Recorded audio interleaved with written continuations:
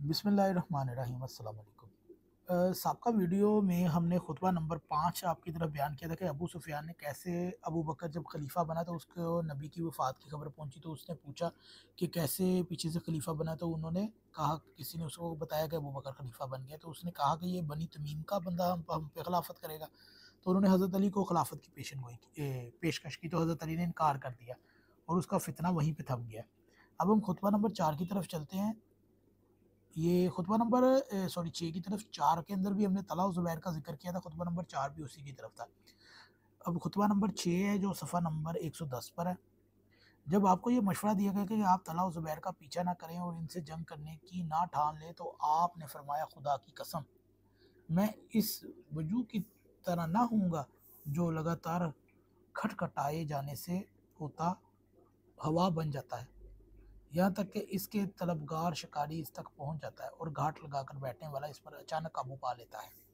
बल्कि मैं तो हक की तरफ बढ़ने वाला वालों और गोश्त पर आवाज़ अतात इशारों को लेकर इन खताओं शक में पड़ने वालों पर अपनी तलवार चलाता रहूँगा, यहाँ तक कि मेरी मौत का दिन आ जाए। खुदा की कसम, जब अल्लाह ने अपने रसूल को दुनिया से उठाया, बराबर दोनों को मुझ पर मुकद्दम किया गया और मुझे मेरे हक से महरूम रखा गया। यहाँ पर तो हज़रत अली खुद कह रहे हैं मैं पहला खलीफा हूँ।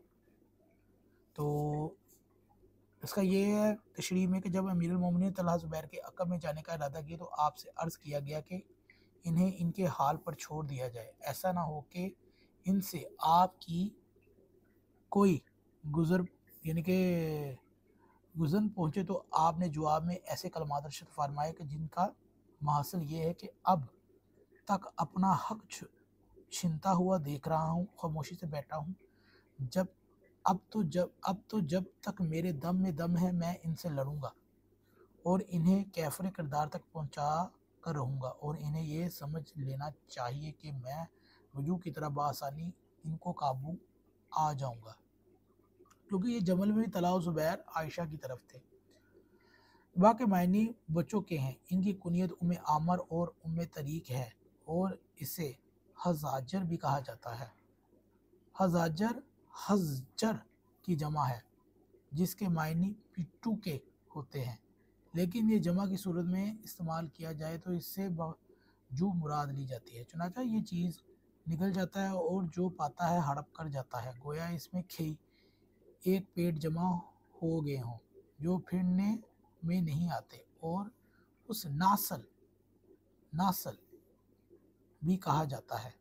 ये बड़ा सीधा साधा और बूढ़ा बेवकूफ़ जानवर होता है। नासल, ये नहजुल बलागा में नासल आया है जानवर के लिए, जबकि अहले सुन्नत किताबों में आयशा ने नासल उस्मान को कहा था कि ये बूढ़ा नासल हो गया है, इसको कत्ल कर दिया जाए। खैर, अगर किसी की इंतहाई हमाकत देखना मकसूद हो तो ये कहा जाता है कि फ़लाँ तो बिज्जू से भी ज़्यादा बेवकूफ़ है। चुनांचे इसकी हमाकत इसके बासानी शिकार हो जाने ही ज़ाहिर है कि शिकारी इसकी बिट कर घेर डाल लेता है और लकड़ी से या पैर से ज़मीन को थपथपाता है और चुपके से कहता है, ए बिज्जू, अपने सर को झुका ले, ए बिज्जू छुप जा।